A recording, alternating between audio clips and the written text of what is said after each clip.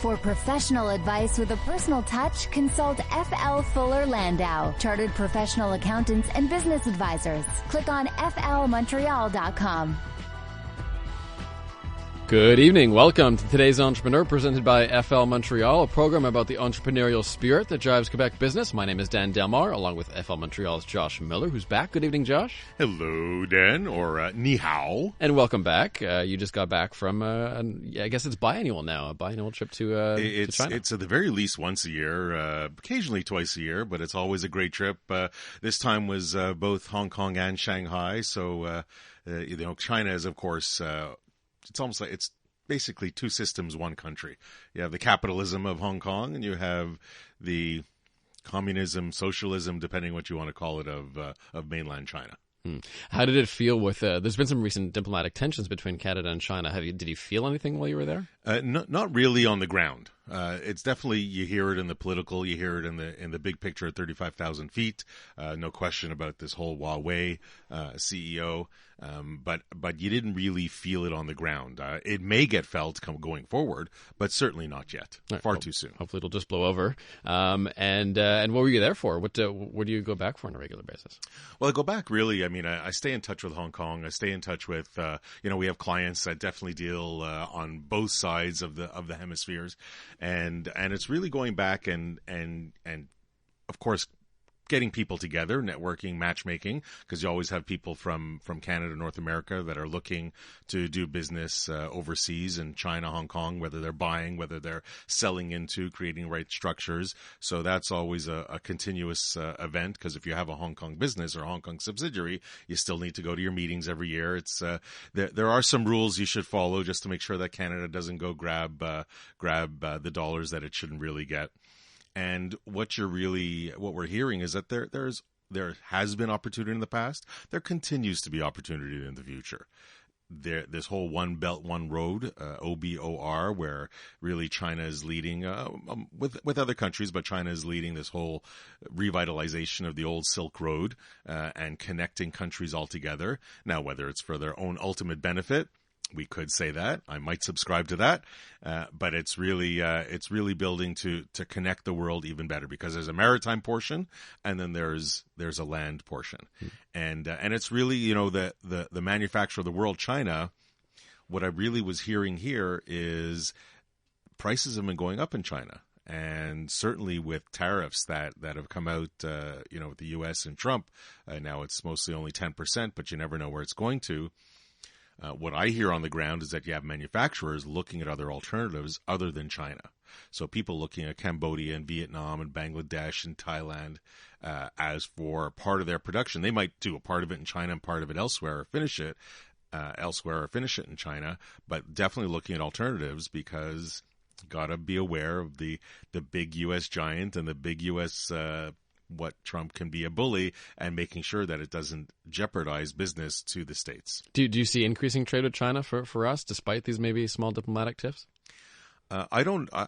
There's got to be some increased trade. Yeah, there might be a hiccup. This might affect certain aspects, but I don't believe it's really going to affect a lot on the ground. I don't believe that they're going to start sanctioning one country or another just for this. I mean, there's a lot of the story I'm sure we don't know yet that will come out over time. But there's no question that there's still business to be done. The Chinese locals, they love imported product. They feel it's prestige to buy imported product, and I don't see that changing anywhere soon. Their middle class population is essentially the entire population of the U.S., if not more. Stats in China are a little bit blurry. So there is tremendous opportunity to sell into China. Forget buying from there. Of course, there's efficiencies, but selling into China, if you find the right partner, and that's key, Dan. It's finding that right partner in China, whether it's Hong Kong or the mainland, to help you get it done. I had one meeting there, and it was actually with a Mexican real estate group, and they had this project ongoing in the mainland in China. And they came across a bit of a roadblock, being their partner. Their partner, who is local Chinese that has some political ties, was basically holding them hostage and wasn't continuing, or the next part of the project, he was demanding money, or he wasn't paying them their portion, and now they're in a battle. Now they have to try and find a way to get out, or they have to stay the course and ride it out. But it's not easy being away. And it's not that the laws are bad. The laws are pretty good, but enforcing them when you're not a local is tough. All right, coming up on the show tonight, we're going to speak with Ian Morantz of Snowdon Deli. This is one I've been looking forward to. It's rare that we have, I don't think it's ever happened, where we had a profile on the show where I've been going to that business my entire life. So I'm very excited to hear some behind-the-scenes stories from Snowdon Deli. All 15 years of it, right? 15 years, yeah. Just to, plus 20, but anyway. So we'll get to Ian in a moment. We'll also have Nick Moranz on, tax partner at FL, and he's going to discuss a couple of the economic updates recently, federally and provincially, and how it could affect your business. But first, entrepreneurial news and notes. And number one for Montreal entrepreneurs in the last few days is Moishe's, of course, the legendary steakhouse, sold to the group that owns the Casual Spa, and they of course are committing to keeping it original. And that's why mess with it. I was reading this article, I heard about it while I was away, of course, and Sports Scene, who run Le Cage, amongst involved in operating a couple of PF Chang's and some real estate in and around. They recognize this brand because this brand, as people know, is not just a restaurant. They do have retail product in grocery stores as one aspect, as does Le Cage. So it's them. It's a business that they understand and a model. And because Lenny Leiter didn't necessarily have a succession plan, i.e., he didn't necessarily have that next generation. He had it from his generation when with Moishe. And that, of course, was Moishe's, and they dropped the apostrophe, about 20, 30 years ago. Got one of those letters, I guess. One of those extra letters. I've heard of those. And this ended up being a succession plan. Now he's still around. He claims he's going to stick around for the next 5 years, and that he's going to, will try and keep the product as is. The reality is it's a great product. So why mess with a good thing? I think that Sports Scene, found this opportunity that Lenny Leiter was looking for, so that he could ultimately have an exit plan. But for them, it's also great from a retail strategy with the product that are on the shelves in the grocery stores. Yep, and it was interesting to walk into a grocery store and see Moishe's products there, and bought one a while ago, and it was great. I mean, it didn't. I think they're doing well with the great brand. Steak spice. I mean, there's a lot of steak spices out there. Moishe still has a fantastic steak spice. Elsewhere, a company that makes wearable devices for babies so that parents can sleep better. How do you feel about that? Well, I think it's one of the aspects in industries that will continue to grow. There's no question that the technology continues, the AI technology that continues to grow. But when you're combining it with, your firstborn, your secondborn, your lifeblood, there is a great opportunity. The question becomes, how cost-effective is that opportunity? Because there's a lot of technology that goes into it.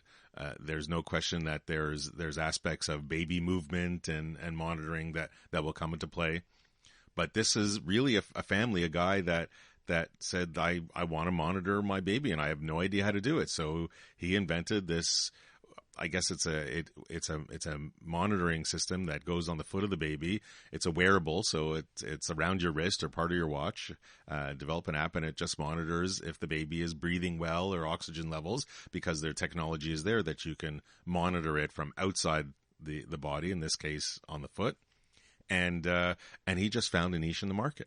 And that's, when you're talking about your baby's health, I think it's great. And I think going forward, anything to do with the health of infants can't be bad. It's got to be good.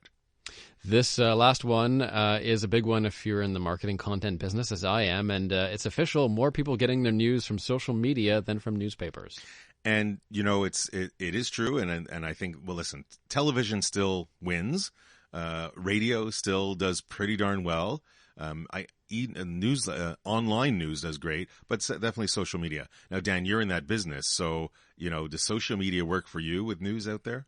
Does it work for me? I mean, I get my news from Twitter. It's my news feed. So I'm definitely among those consumers for sure. I haven't bought a physical newspaper in, I don't know, 7-8 years maybe. I always get my news online. But as I tell entrepreneurs, you can't get too excited about social media. It's just one among many channels, right? There's Facebook, there's Twitter, there's radio, there's TV, there's internet. And it's important to have a mix and balance of the both as producers and consumers as well. And it's depending on your product or service, what's the best media for you? And that's something that can change or vary with each business. Yeah, and it's usually a mix. That's important too. So do diversify. For professional advice with a personal touch, consult FL Fuller Landau, Chartered Professional Accountants and Business Advisors. Click on flmontreal.com. Today's Entrepreneur on CJAD 800, inspiring stories from outstanding business people. Dan Delmar and FL Montreal's Josh Miller with you. And this evening, Josh, as I was saying, a very special guest. This is the first time on the show where we've had an entrepreneur profile that I can say I've been patronizing his business literally my entire life. I don't remember when I was not a customer of Snowdon Deli. Ian Morantz, welcome to CJAD. Thank you. First, question is the easiest, right? Question is the easiest, and even though I would say most people understand it, Ian, what is Snowdon Deli? Can you describe it? Well, as I was told I might be institutionalized one day, I'm in an institution today. It's become that way over 73 years, starting as a very small ma-and-pa operation.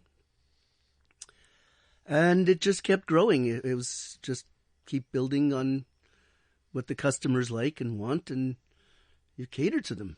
So this is a restaurant as well as a catering business. Yes. And your best-selling products are? Well, and I know you're going to state the obvious, but got to ask anyways. Well, smoked meat is our one main item, but then we also have very nice party sandwiches, which are killer. And a lot of homemade products. From knishes to cheese bagelach, roast brisket, and our smoked salmon is very, very highly recommended. Best Danish in the city, in my opinion. And, of course, for dessert, a nice Danish. Excellent. And apple cherry strudel. Now, how long have you been in this business, Ian? I've been there 40 years. But the business has been around 73 years. Correct. Now, did you start like out of school or early on? Like, did you work elsewhere or you only worked here? I resisted as long as I could. I tried doing everything from becoming an electrician, studying at school. I drove taxi for a while. I just resisted. I didn't think I was ever going to be a deli man. And what changed your mind? Having a child. My first child. And I thank her for it, because once I got in there, I grew to love it. I love our customers. I love the atmosphere. And it gives me a good feeling every day. Now, when you first came in, it was owned or run by your father and uncle? Yeah, one father and one uncle. Just after the war, my father was wounded overseas in the Second World War. And after 6 months in a hospital in England, he was given $1,000 GI Bill to go home with. And $1,000 was like $1 million today. And he turned to his brothers and said, let's open a deli. Well, first they thought they were going to do the rag trade. Mm-hmm. That didn't work out. There were no machines available. So deli it was.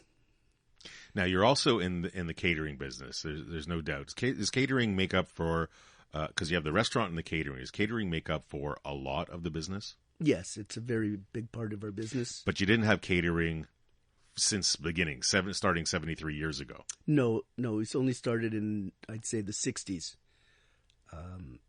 And slowly built it up and created a very nice market for it. Now, the catering side, could you survive in your business without the catering side? I think it would be very difficult. I really think the catering is critical to our business. Now, people know Snowdon Deli. There's no question. It's a staple. It's been around 73 years, as you said. But does everybody, like, how do you ensure that the work, because the population does change and it grows and it gets out there. So what do you do to keep the word out there? What do you do for your marketing efforts? Well, honestly, we did not do any advertising for many, many years and built the business very successfully without active marketing. When social media became a thing, that certainly helps. It brings in new people.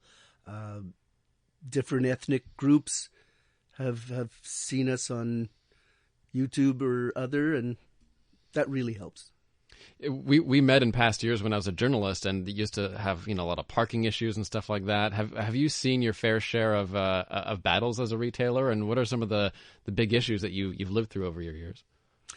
Well, there's nary a customer coming in that says, "Oh my God, I don't know how I got in here. There was nowhere to park."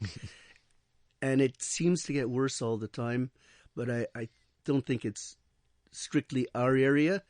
But I see corners are eliminating. Every corner is eliminated now. Now with the construction going on at the old Snowdon Theatre, they took away another 10, 15 spots. It's hard, but I think I have a loyal enough clientele that they try hard to come, and they do. So for your marketing, you mentioned this, with social media, and this has been quite a number of years.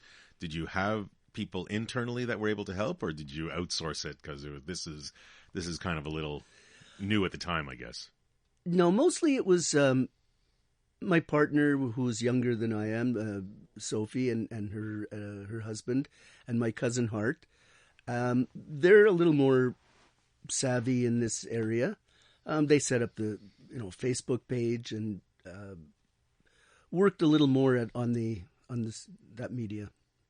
You don't sit with a phone in your hand, though, tweeting and and entering. I have the phone in my hand quite often, but not while I'm working. This is something else. What about some of the techniques? Where did they come from? The way you do kasha, the way you do smoked meat. Who was the culinary backbone of Snowdon Deli? Well, some of them were my grandmother's recipes. Some of them were introduced to us by other good cooks, and some of them we tweaked. Some of them we took just as they were given to us, and if they taste good, you stick with it. And what about new stuff? Does new stuff get developed over time, or do you stick to the tried and true? There's always some evolution. There's every year or two, there's another item added to our counter. One of our main problems is space in our counter space, so you can only show so much. It's good to have, visuals. You need to see it to be attracted to it. And do you measure? Like, you try something new? Do you measure it? Do you see how well it does? Or do you go by gut? Do you go by feel? Whether it's you or some of your partners. Well, it's just results. If you see that you didn't sell things and you have to throw out half of what you made, you don't continue with it. If it sells out in a day, you make more or double it up. And it's trial and error, but mostly it's successful trial. And there's no question, being around 73 years and you 40 plus with your partners, there's a serious team around you. You're not a one-man show, and I'd love to explore that further when we come back. Today's entrepreneur on CJAD 800, Ian Morantz of Snowdon Deli, our guest this evening. More with him and Nick Morantz talking about the federal and provincial economic updates and how it affects your business. Both of those things on the way on Today's Entrepreneur.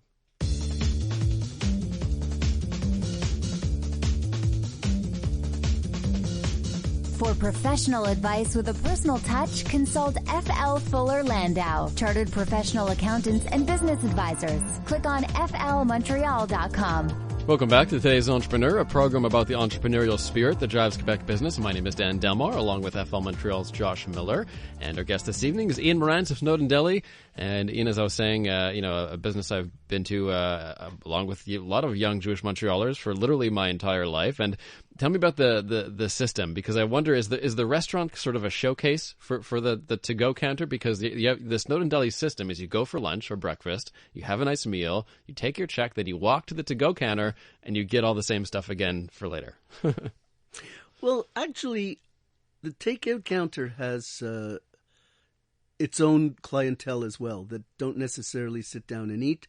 They'll come in to buy for 10, 15 people sliced meats and salads and bread and party sandwiches, and it's really somewhat on its own.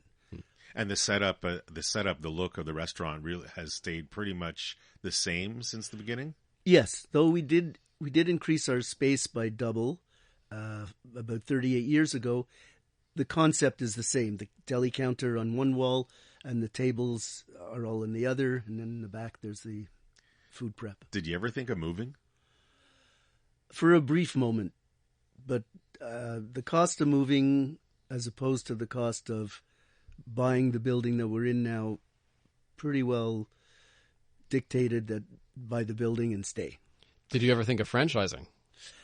Not really. I thought a franchise would ruin our family name, our deli family name. The quality is there because we're there looking after it. And if you split yourself into several, independents that are doing supposedly your job, they don't necessarily care as well. So then definitely there's a team there that's in place that really ensures the quality and the service. This is not a one-person show, as I think I mentioned earlier. It is not all about Ian. You have partners. There is this family that has been built up. Who are your partners today?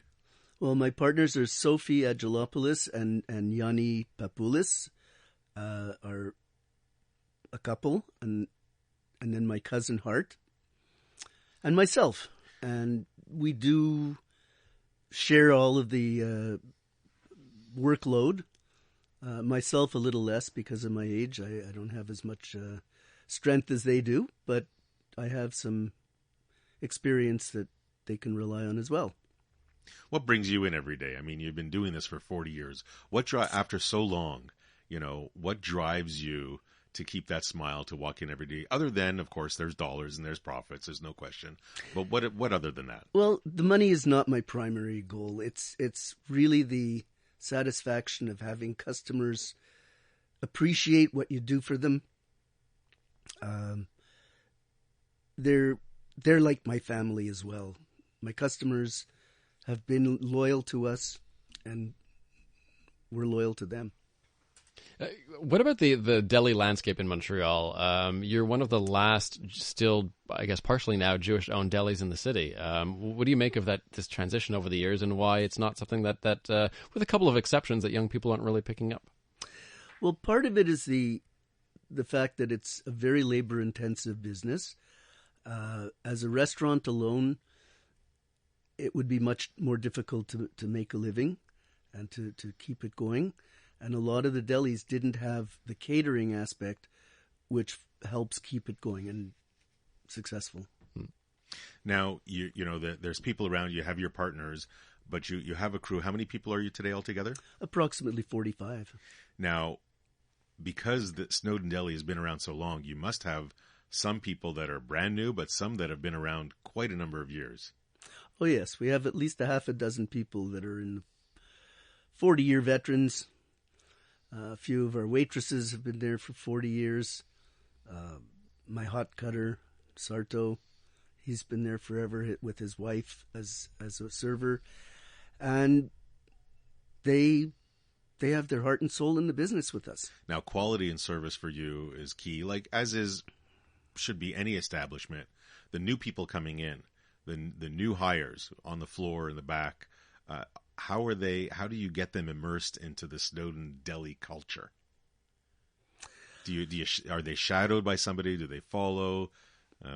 Not really shadowed, but we keep an eye on what's going on, and if there's difficulties, we bring them out and show them the right way, and mostly they're willing to learn and follow along.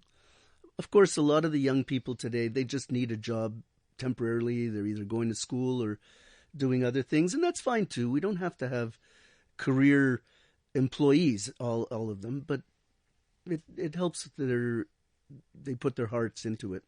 Now, again, after so many years, you must have had a whole bunch of different suppliers over the years, and maybe some you've had for decades and decades.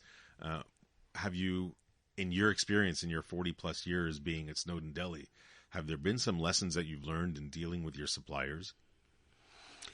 Well, I think the main thing is that you always have to keep a little bit of a comparison shopping going on, because when you get very friendly with one supplier, they tend to see you're not watching the price, so they jack it up a little bit. And before you know it, you're paying 10-20% more than you might pay with another supplier. And it's insulting, but people do that. Got to keep tabs. Now, it's very labor intensive, right? Absolutely. Basically, it's there's very little machinery. It's a lot of people. It's hands. It's many hands make light work, so you need many hands. But there is still some capital. There is still some machines. You have the cutting machines, as you were mentioning before. Has that, I don't want to say technology, but I'll use that anyways. Has that changed over time? Well, it has to a great extent, because safety features are constantly being assessed and brought into the fore. And CSST, for instance, will take a machine offline if it's not safe, or you retrofit safety things that you can't even use afterwards. It's so hard to work with. But does it cut the same way? Well, if it's a round blade that's slicing something, it'll cut the same way as long as you can control it to some extent. What's your favorite thing to eat at the shop? Chicken soup. Good answer.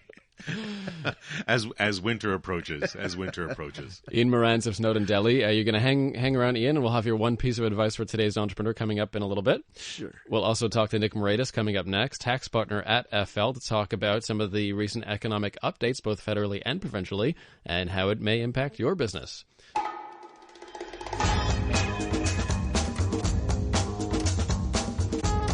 For professional advice with a personal touch, consult FL Fuller Landau, Chartered Professional Accountants and Business Advisors. Click on flmontreal.com. Inspiring stories from outstanding business people. Dan Delmar and Josh Miller with you for today's entrepreneur. Our guest, Ian Morantz from Snowdon Deli. His one piece of advice for today's entrepreneur is on the way. But first, back with us is Nick Morantz, tax partner at FL. Welcome back, Nick. Hi there. And Josh, we recently had economic updates, both federally and provincially. Any good news, hopefully, for taxpayers? Well, that's it. There's always stuff that entrepreneurs need to know, because it may affect some of the decisions that they take, certainly as we approach the end of December, the end of a calendar year. Might not be a fiscal year, but certainly if it is, then some things to definitely take into consideration. So, Nick, this is where we turn over the tables to you. And for these recent economic updates, what can you tell us? So in the few minutes you allow me to talk, in response to what was being changed in the U.S., Morneau federally and the new CAC government came out with the following. Basically, to encourage business investments, they're going to speed up the process of writing off the investments that businesses are making.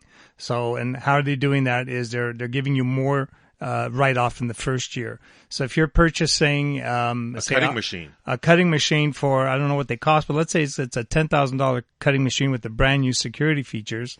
That cutting machine, if I'm correct and if I'm wrong, that might be. The first year you might be allowed to write off 10,000 of that 100,000, and the other 90 you'll write off over time and save the taxes that you would be paying. So now, between now and 2024, the write-off rate triples. So now you're on that 10,000, or what did I say, 10,000? You're writing off $3,000 in the very first year. Speeds up your tax savings, and for the very large mega projects, that speed up makes it break or even on a present value, and some financiers starts looking at that. So that's very important. For manufacturing, however, it's even more better. You write off the entire cost. So if you're pumping in $1 million, $10 million, $100 million in new manufacturing lines, that the entire cost is a write-off, which may basically mean you don't pay any tax for that year you buy it, if not others.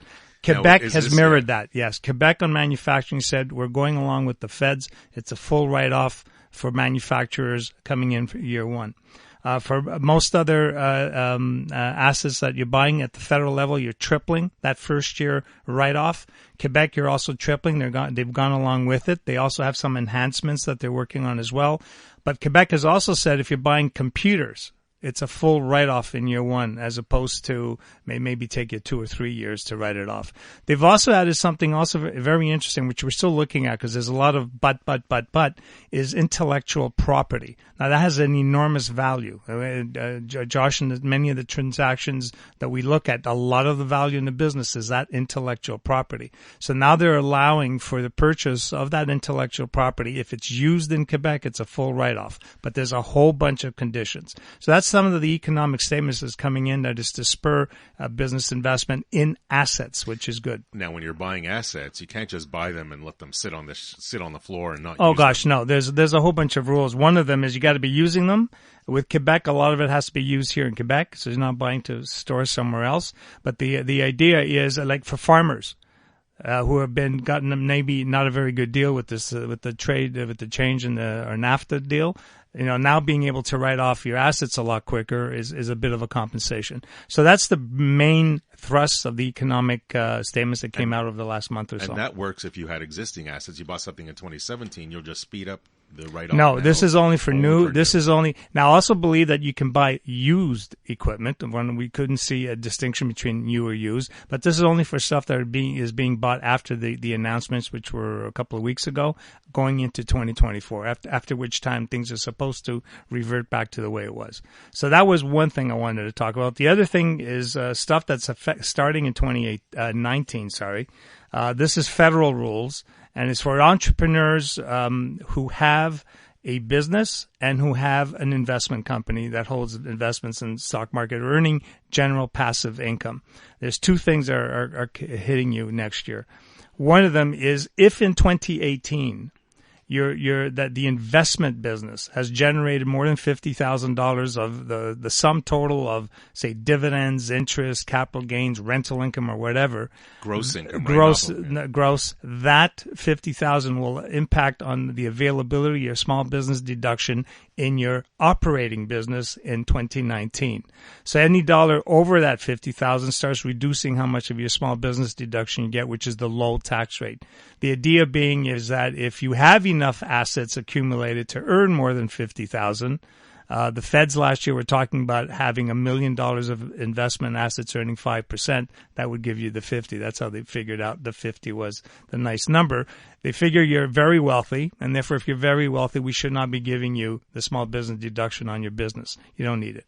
So that's one thing that's happening now, and it's really, you got 2 weeks, unfortunately, to try to control it, very difficult. The final thing, which Does that happen, each year stands on its own? Each year stands on its own. It seems to be, yes. It's not a cumulative, and it's for year ends that start after 2018. So if you have a calendar year end, you may only be affected sometime when your year end starts in 2019. So this is something now you got to start keeping in mind, especially if you're what we call a larger group where there's a lot of companies and there's and they're associated because the same family or the same individuals control the companies. The last thing, which I don't know if I can explain it, but it's for anyone who has a business and who also has an investment company, and if his investment company has refundable taxes, which is another, I need the whole show to explain that, and whose business has what we call general rate income pool, or the ability to pay eligible dividends, there's planning that's required to be done between the two companies due to changes that are coming in next year as well. And that's really to talk to your accountants, talk to your tax advisors, what, if anything, you should be doing to make sure that these are notional accounts that are with the government are sitting in the right company by the end of your fiscal year end. If you don't do it, what is the potential impact? Is there double taxation? No, but what it means is that your taxation in the future, especially when you're paying dividends to yourself, just went up about 3 to 4 points. So basically, you don't plan properly, pay more. Yeah, you're going to pay more down the road.